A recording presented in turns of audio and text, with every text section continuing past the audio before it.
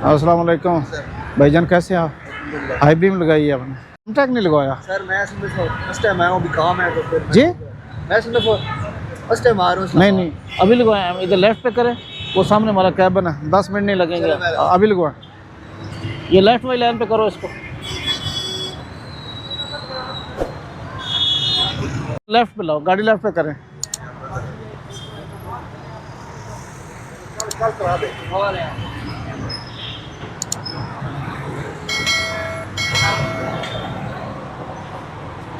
अस्सलाम वालेकुम, आपने ये पुलिस लाइट क्यों लगाई है? ये सर थाने की गाड़ी है। थाने की गाड़ी, मैं देखता हूँ थाने की गाड़ी, ये उतारें आप। ये सर पुलिस वाले की गाड़ी है। वो उसको बता दो, ये उतार, ये पुलिस वाले की उतार गाड़ी इसको, उतार यार। है। ये पुलिस वाली गाड़ी है, मैं बात करा देता हूँ। मेहरबानी करें। ये इल्लीगल है, तामीरात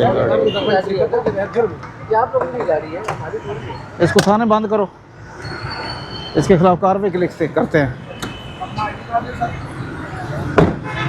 ये किस लिए तुमने लगाई हुई है? सर मैंने नहीं लगाई है, मेरे को हिसाब है गाड़ी का। किसकी गाड़ी है? क्या नाम है उसका? मैं बंद करता हूँ गाड़ी। ठीक है, बात करें।